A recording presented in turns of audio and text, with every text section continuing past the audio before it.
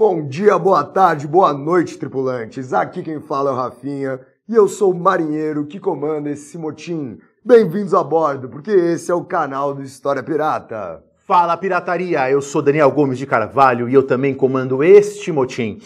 Qual é o tema do vídeo de hoje, Rafinha?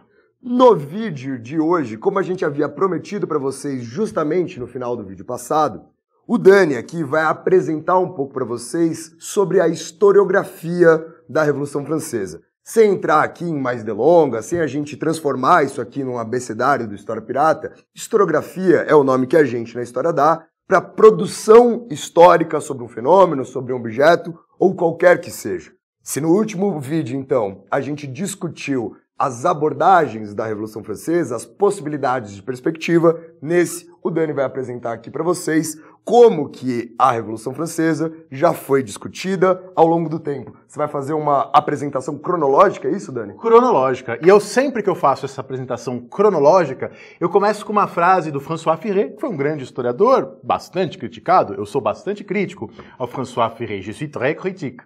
Mas há um texto do François Furet chamado La gauche et la révolution au milieu du 19e siècle. Tá fazendo valer todo o dinheiro investido nas aulas de francês, hein? A esquerda e a revolução no século XIX, né?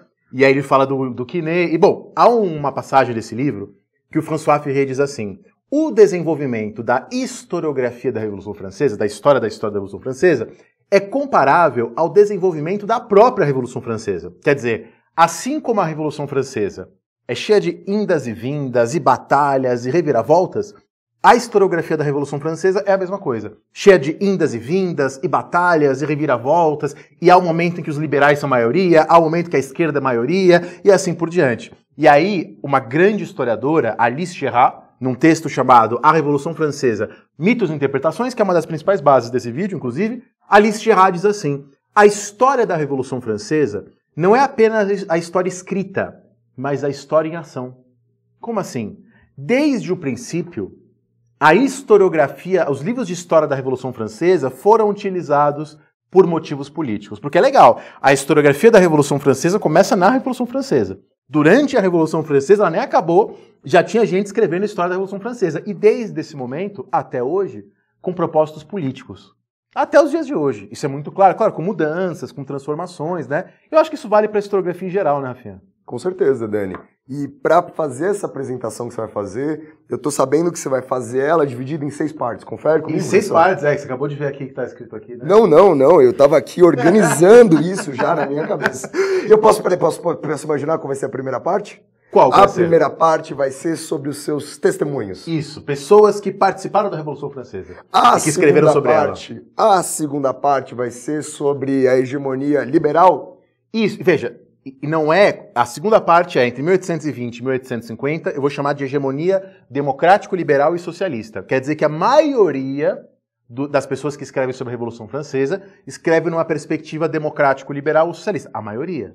Mas isso vai valer para todas as partes que você está selecionando, salvo a exceção dos testemunhos. Sim. Porque o testemunho são as pessoas que testemunharam. Participaram. Exatamente. Os outros a gente está falando de uma abordagem, obviamente, generalizada, né? Das principais obras, as que mais exceções, as que ganharam mais importância e assim por diante. Na terceira, uma hegemonia conservadora. Entre 1856 e 1885, a maioria dos que escrevem são conservadores. Dos principais, né? Na quarta parte, pensar, né, a ideia da institucionalização da evolução. Ou seja, quando ela começa a ser ensinada nas universidades. A partir de uma hegemonia jacobina. A maioria eram jacobinos. E eu vou dizer o que eu quero dizer com jacobinos, né? Não era do clube jacobino porque não existia mais. Mas uma perspectiva jacobina ou jacobino-marxista da Revolução até a década de 70, 1970. E aí da década de 70, 1970, até a queda do Muro de Berlim, a gente tem uma quase hegemonia revisionista ou, se você preferir, neoliberal. Tá? Ou liberal, enfim, tem essa discussão também, a gente não vai entrar neste vídeo. E Dani, eu, assim, da minha cabeça, não que eu esteja lendo aqui nesse canto, a sexta parte é o espraiamento? É isso. Não entendi. Porque da queda do Muro de Berlim até os dias de hoje, há uma busca por novas abordagens da Revolução Francesa. Então, a questão das mulheres na Revolução, a questão da Revolução e a história global, a questão da Revolução e a questão racial, e junto com a questão racial, a questão imperial. Me parece que são essas as abordagens. Se você pegar o meu livro de Revolução Francesa, publicado pela editora Contexto, você vai ver uma grande ênfase nessas questões de gênero, racial, da história global, das conexões, um pouco saindo daquele debate antigo, ela era uma revolução burguesa ou não. Isso hoje não é uma grande questão mais para a historiografia. Então você faz parte do espraiamento. Eu me considero parte desse espraiamento e também adoro uma praia. Bom, a primeira parte da historiografia da Revolução Francesa, então eu chamo de a Revolução pelos seus testemunhos. Então, por exemplo, seria o caso do debate entre Burke e Paine. Burke, o irlandês, Paine, o inglês. O Burke está na Inglaterra, o Paine, o Thomas Paine, participa da Revolução Francesa, e é legal que é o primeiro grande debate sobre a Revolução Francesa, ele acontece com britânicos, né? São britânicos. Então seria o caso deles, na Grã-Bretanha. Então Burke, numa perspectiva anti-Revolução Francesa, o Paine, numa perspectiva pró-Revolução Francesa. Mas há franceses que escrevem sobre a Revolução Francesa, como, por exemplo, Barnave. Tá? Há o Joseph de Maistre, que não é exatamente um francês. Ele é de Saboia, né? Mas numa cultura fortemente ligada à França, ali no norte da Itália. Há o Bonal, há o Baruel. O de Maistre, o Bonal e o Baruel são fortemente contrários à Revolução Francesa. O de Maistre, né, é um dos grandes representantes de uma perspectiva mais conservadora, talvez né? Conservadora não, talvez mais reacionária. Reacionária mesmo. O de Maistre é muito importante para a organização dos grandes clubes atrelados à maçonaria, os grandes clubes que assumem, né, um caráter, não sei se eu vou poder falar em místico, Dani, mas que flertam de alguma forma com esse campo, né? É legal você falar isso, porque eu acabei de ler um livro que foi publicado, que é uma tradução das considerações sobre a França do de Maistre, com uma introdução e tradução de um historiador que é meu amigo, que é o José Miguel Nani Soares. E a questão da maçonaria, ela é meio controversa, porque ele participa da maçonaria, mas... Não estou nem dizendo se ele precisa participar, mas sobre a leitura dele ser muito importante dentro desses espaços. Sim, mas no caso específico da maçonaria, é uma grande polêmica entre quem estuda ele, se talvez os adversários dele enfatizaram muito isso, mas a outra coisa que você falou, sim, o de Maistre tem uma leitura providencialista da Revolução Francesa. Ele apresenta a Revolução Francesa como uma punição divina. Acho que eu levantei para você... Cortar. Poder cortar. É uma punição divina. É uma punição divina. Quer dizer, é uma purificação. Mas há as primeiras leituras liberais também da Revolução Francesa, que são as leituras do Benjamin Constant, que é alguém que o de Maistre, inclusive, está criticando, e da Madame de Staël. A Madame de Staël e o Benjamin Constant, e não é o Benjamin, não confundir com o Benjamin Constant aqui do Brasil, é o outro, é o da França, que na verdade é suíço, né, de origem, mas o Benjamin Constant e a Madame de Staël apresentam pela primeira vez, com clareza, a teoria das duas revoluções. Não é uma Revolução Francesa, são duas. Uma bacana e uma ruim. Qual que é a bacana? Bacana. A bacana é a Revolução de 1789, dos direitos do homem, da Constituição. A ruim, na perspectiva deles, é a jacobina, é o terror. Então eles tentam salvar a Revolução condenando o terror, mostrando como uma dualidade. E todos eles participam. A Madame de Staël é a filha do Necker. O Necker foi aquele ministro do Luís XVI, enfim, tenta fazer reformas. Agora, de 1820 em diante, a gente já tem uma grande quantidade de historiadores da Revolução Francesa que não viveram na Revolução Francesa.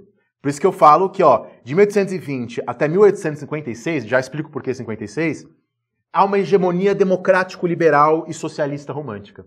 A maioria dos historiadores, dos grandes historiadores, trabalham nessa perspectiva. Por exemplo, é o caso de Chenier, é o caso de Mignet e é o caso de Guizot.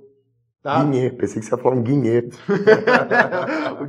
Os três são expoentes daquilo que a gente chama de a escola histórica da restauração, porque veja, depois da Revolução Francesa e da Era Napoleônica, os Bourbon retomam o poder na França. E aí, em 1830, há uma revolução que derruba novamente os Bourbon na França.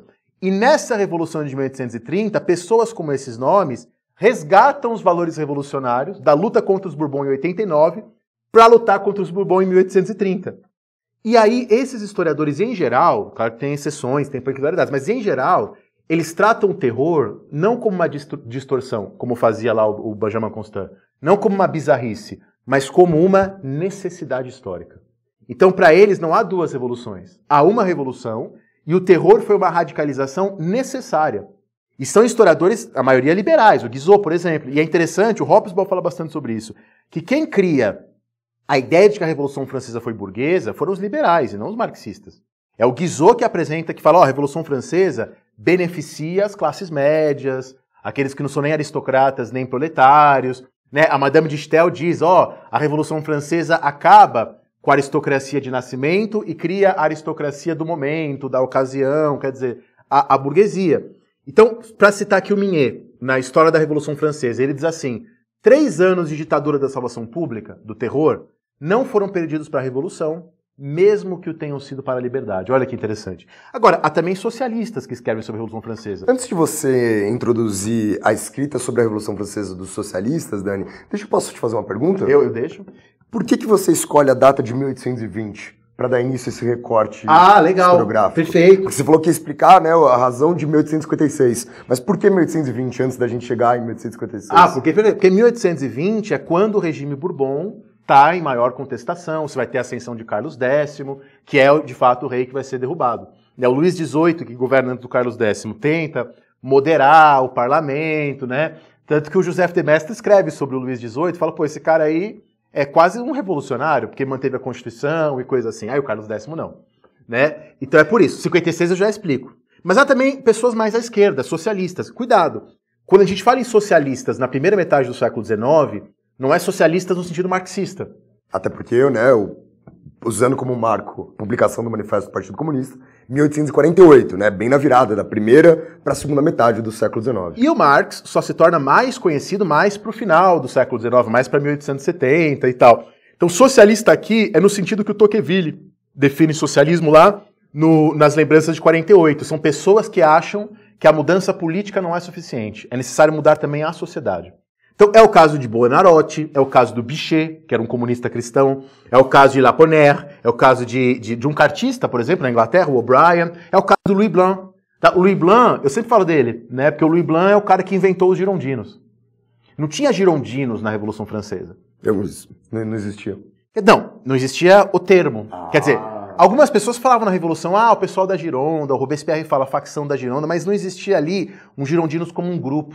O reconhecimento externo a eles como Claro, existiam pessoas que a historiografia batiza de girondinos, tá? E sobretudo a partir do Louis Blanc, né? Então é o caso do Lamartine. Então há uma leitura que enxerga esses historiadores, claro que tem diferenças, mas de maneira geral eles enxergam na igualdade defendida pelos jacobinos uma maneira de mobilizar as massas contra a burguesia na sua própria época. Então eles veem os jacobinos positivamente. É interessante, né? E eu falo historiadores, mas não eram historiadores profissionais no sentido universitário. A gente já vai chegar nesse ponto. Até porque no século XIX a história está começando a se organizar como uma disciplina, né? Vamos chegar lá. E claro, quando a gente fala em liberal socialistas românticos, a gente tem nesse período o maior de todos os historiadores da Revolução Francesa, que é o Michelet, que é também um dos maiores escritores de todos os tempos. Claro, vocês perceberam que eu gosto do Michelet. O Michelet lê a Revolução Francesa numa chave romântica. Então ele coloca como protagonista da Revolução não grandes personagens, mas o povo. E assim ele rejeita uma visão mais fatalista, como a do Thiers, uma visão mais socialista, como a do Louis Blanc e do Bichet, e também as concepções monárquicas e aristocráticas, apresentando a Revolução como obra do povo. Agora, a partir de 1856 até 1885, a gente tem uma hegemonia conservadora. E por quê? Porque essa hegemonia... Primeira coisa, essa hegemonia conservadora não é só na historiografia da Revolução Francesa, é na Europa. Dani, posso aproveitar e fazer um pedido aqui para você, para a galera que está vendo a gente? Pode. Não vamos entrar profundamente, porque isso aqui a gente vai discutir num vídeo futuro, mas rapidão, explica para a galera o que você está chamando de conservador. Perfeito. A gente precisa depois de um vídeo com mais detalhe, mais calma. Ser de conservador. Mas nesse vai vir depois do quê? De querubim. Querubim, Aqui é conservador no sentido de defensor da moderação, de uma monarquia constitucional e, sobretudo, eu acho que esse é o essencial, eu estou até escrevendo sobre isso, oposição à ideia de revolução. A gente não precisa de revoluções, as revoluções não são a locomotiva da história. Isso é uma tese minha, claro, ancorada em vários autores, né? De que o que cristaliza a identidade conservadora na segunda metade do século XIX é a oposição à ideia de revolução como necessária, como benéfica. Perfeito. E aí, justamente, há uma retomada do pensamento de Burke. Então, é um clima conservador na Europa, porque é o clima pós-1848. Tem aquela frase do Hobsbawm, quando ele fala da Inglaterra pós-48, ele fala, revolução na Inglaterra pós-48, é que nem cobras na Inglaterra. Existem serpentes na Inglaterra? Hobsbawm diz, até existem, mas muito poucas. Isso é revolução ali pós-48, é um período mais conservador na Europa. Tem outra do Hobsbawm sobre 48 que eu gosto muito, né? que ele fala, era a primavera dos povos, e como primavera não durou. Não durou. Então é isso, depois a gente fala aqui de primavera dos povos, mas é um período fortemente conservador. Então, 1856 por quê? Porque é quando Tocqueville publica o Antigo Regime e a Revolução, dizendo que a Revolução completa e amplia o trabalho do Antigo Regime e não rompe. O Tocqueville diz que o Antigo Regime começa um processo de centralização que a Revolução Francesa aprofunda. Tá? Poderíamos falar do Quinet, poderíamos falar do Baudrillard, e aí a questão é, 1871, a gente tem a Comuna de Paris. E na Comuna de Paris, esse pessimismo em relação às revoluções aumenta nos setores conservadores. Então, depois da Comuna de Paris, vários conservadores vão dizer que a Comuna de Paris é herdeira da Revolução Francesa e culpada. Então a gente tem o livro do Renan, A Reforma Intelectual e Moral, que relaciona o terror e a Comuna de Paris. A gente tem o livro do Taine, tá, do Hippolyte Taine. O livro do Taine se chama As Origens da França Contemporânea. E nesse livro, o Taine diz que a ideia puramente filosófica de um homem abstrato guia os homens revolucionários e é fonte dos seus delírios. Quer dizer, eles estão guiados pelas abstrações e eles matam as pessoas reais em nome das abstrações. Esse é o grande tema dos conservadores até hoje, né? Ou... no comecinho do século XX, o Auguste Cochin. O Cochin é aquele que, usando a sociologia do Durkheim, usando os métodos sociológicos também de um cara chamado Ostrogotsky, que eu nunca li, eu já li o Durkheim, o Ostrogotsky nunca li. O Cochin apresenta a Revolução como fruto das sociedades de pensamento. Retomando também o que estava lá naqueles autores da época da Revolução Francesa, de culpar a maçonaria pela Revolução Francesa e coisas assim. Bom, alguma questão? Parte 4. A parte 4 é quando a Revolução entra nas universidades. Então veja, depois da... Paderneiros! Depois da Comuna de Paris, terminada a Comuna de Paris, Napoleão III não era mais imperador da França, a França proclama a República pela terceira vez na história. Então a Terceira República Francesa dura de 1870 até a invasão nazista, até 1940.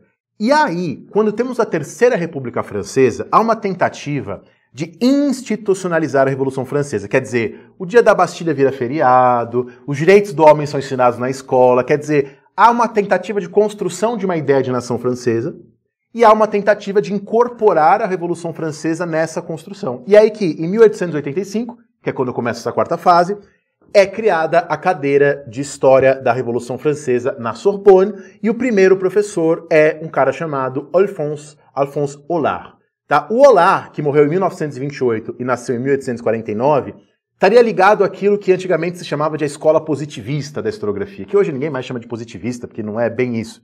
Tá? Ou escola metódica. A questão é, o Hollart foi fundamental para publicar grandes coletâneas de documentação sobre a Revolução Francesa. É importante dizer, Dani, só pegando esse gancho que você acabou de deixar aqui para mim, que eu não vou entrar nesse mérito de discutir a escola positivista ou não, mas inserido na escola metódica ou de uma forma mais generalista, inserido nessa construção do que vai ser a disciplina da história, nessa segunda metade, nesse último quartil do século XIX, é importante que vocês saibam que a perspectiva da história, ela está diretamente atrelada à construção das identidades nacionais. Perfeito. Então, assim, pensa-se a disciplina da história como uma ferramenta de construção da identidade, da ideia de nação, da ideia de nacionalismo. Então não é à toa isso que o Dani está falando para vocês, né? É como a história é pensada na França, mas para além dela também. Exatamente. E o Hollart vai apresentar a Revolução Francesa como uma revolução progressista. E o jacobinismo, para ele, é fruto das circunstâncias, que era inclusive como o próprio Robespierre justificava suas ações. Tá? Como fruto das circunstâncias. Só que agora, enquanto na universidade você tinha o Hollart, fora da universidade você tem uma figura sensacional, que era o Jean Jaurès, que escreve a história socialista da Revolução Francesa. E aí ele é o primeiro expoente de uma historiografia que a gente vai chamar de marxista, ou jacobino-marxista, ou só jacobina. Quer dizer, uma historiografia que apresenta a Revolução Francesa como uma revolução burguesa, e não só burguesa, há uma filiação entre a Revolução Burguesa de hoje, ou de ontem, e a Revolução Socialista de amanhã. E aí, o Jean Jaurès começa um processo de valorização da figura de Robespierre. O Hollart, ele gostava do Danton. O Jean Jaurès diz que se ele estivesse na Revolução Francesa, ele sentaria ao lado de Robespierre. E aí isso vira uma tradição na historiografia, dizer onde você sentaria na Revolução. Onde você sentaria na Revolução Francesa, Rafian? Longe da guilhotina. E aí vem um dos grandes discípulos do Jaurès, de alguma maneira, que é o Mathieu, um republicano, simpático ao socialismo, e o Mathieu mostra como Danton era corrupto. Pela documentação, tal, mostra a corrupção do Danton e mostra Robespierre, de alguma maneira, como antecessor do Lenin. Agora, falando assim, parece que o Mathieu é só um propagandista, né? Mas o Mathieu foi um grande historiador. Até hoje, existe a Sociedade de Estudos Robespierristas, tá? E ele faz muito ligado a ele. Existem os Anais Históricos da Revolução Francesa, então revistas já centenárias de história da Revolução Francesa. Agora, com a morte do Hollart, em 1928, a morte do Mathieu, em 1932, e pouco depois a morte de um outro historiador chamado Sagnac, em 1937, você tem aquele que, na minha modesta opinião, é o mais importante historiador da Revolução Francesa no século XX. No XIX é o Michelet. No século XX é o Georges Lefebvre. É o Georges Lefebvre, que assume a cadeira da Sorbonne e é, sem dúvida, um grande historiador. Então é ele que continua demonstrando a venalidade do Danton, que o Danton era corrupto, desmente qualquer ideia, que às vezes a gente vê um pessoal tosco aí na internet defendendo de que Robespierre era socialista, tinha nada de socialista. E ele desmente isso. Até porque a gente acabou de discutir, né, várias perspectivas do que vai ser chamado de socialista, né? Perfeito. Nesse sentido que as pessoas dizem na internet, não era nem possível, né? A gente exatamente atribuir essa característica ao Robespierre. E sabe que o Lefebvre é o criador da expressão histoire d'en bas, história vinda de baixo. E sabe que na casa do Lefebvre, o Lefebvre é um cara que nasceu em 1874 e morreu em 1959. Na casa dele, jovens iam lá, tipo um jovem Eric Hobsbawm, jovens historiadores que depois serão importantes na historiografia marxista britânica, eram muito discípulos do Lefebvre. Se você pegar o capítulo do Eric Hobsbawm na Era das Revoluções sobre a Revolução Francesa, é um resumo do Lefebvre. É o resumo. Bom, o Lefebvre apresenta a Revolução Francesa como contendo 4 revoluções. Falou, dentro da Revolução Francesa há uma revolução camponesa, há uma revolução popular urbana, há uma revolução burguesa e há uma revolução nobiliárquica, que é o que começa a revolução. No final das contas, ela beneficia a burguesia. Esse é o ponto dele, um marxista. Mas dentro dela há várias possibilidades. Sabe que quando, na região nazista da França, a França de Vichy, o Marechal Pétain, que era o líder da região, proibiu os livros do Lefebvre. É mesmo? Não sabia dessa. Não sabia? Não. O 89, o 1989, tem em português esse livro dele, acho publicado pela editora Unesp, se eu não estou me confundindo. Tinha pela Paz e Terra, também se eu não estou me confundindo. Mas esse livro foi proibido. Então, para ver como os nazistas enxergavam a Revolução Francesa como ameaçadora. Importante falar isso, porque eu já vi gente tosca aqui no YouTube falando a Revolução Francesa é nazista. Pessoas de extrema direita aqui no YouTube falando o que não se sustenta historicamente. Bom, mas a questão é, com Lefebvre, e sobretudo com Lefebvre, a historiografia marxista da Revolução Francesa, ou jacobino-marxista, ela é a predominante. E aí nós temos um outro historiador sensacional, que é o Albert Soubou, na França, que morre só em 1982, tem uma força muito grande. Podemos pensar, por exemplo, na Inglaterra, Richard Cobb, podemos pensar no Roudet, podemos pensar no Saïta, e depois há um sucessor do Soubou na Sorbonne, que é o Michel Vauvel. Tá? O Vauvel, ainda partidário da ideia de revolução burguesa, ele trouxe muito a discussão da história das mentalidades, na historiografia da Revolução Francesa, na discussão sobre a religião e coisa e tal. Agora, se a gente pode dizer que essa historiografia marxista, partidária da ideia da Revolução Burguesa, foi forte e foi predominante na universidade na segunda metade do século XX, isso não significa que não havia dissidências importantes. Poderia citar dissidências à esquerda, como Daniel Guérin. O Daniel Guérin escreve um livro em 46, que depois é recuperado em maio de 68, que é um historiador mais ligado ao anarquismo, mais crítico de uma esquerda autoritária, e por isso ele faz essa crítica à esquerda autoritária na crítica que o Daniel Guérin faz, por exemplo, aos jacobinos, como pessoas que queriam dirigir a revolução. Podemos pensar em alguns historiadores liberais muito bons, como Robert Palmer, por exemplo, que trazem a ideia de que a Revolução Francesa, uma ideia que hoje está em alta, mas que ele trouxe lá depois da Segunda Guerra Mundial, de que a Revolução Francesa não pode ser entendida de maneira isolada. Você tem que conectar ela com a Revolução holandesa, polonesa, belga, e é uma visão que eu particularmente adoto nos meus textos, tá? Na perspectiva da história global. E você pode também enfatizar os autores que vão criticar a ideia da Revolução Burguesa como uma ideia teleológica e que vão negar, ou pelo menos reproblematizar, a ideia de que a Revolução Francesa foi uma luta entre burguesia e aristocracia. Tá? É o caso, por exemplo, do Alfred Cockburn, mas, sobretudo, como grande representante dessa historiografia chamada de revisionista, do François Furet. Agora, só uma questão, né? Revisionismo hoje no Brasil é uma palavra que tem uma conotação muito negativa. Sim, sim. Revisionista hoje significa negacionista, Eu acho né? que principalmente revisionismo hoje na internet, né? E como a gente está aqui num novo modelo da nossa discussão, eu acho que é importante deixar isso claro, né? Mas assim, o termo revisionismo também, o surgimento dele é associado ao pessoal que negava o Holocausto, então tem um fundamento. Não, mas a gente está pensando o uso direto dele aqui. Ah, sim. É que nesse caso, então, François Furet, Alfred Kohlmann não eram negacionistas.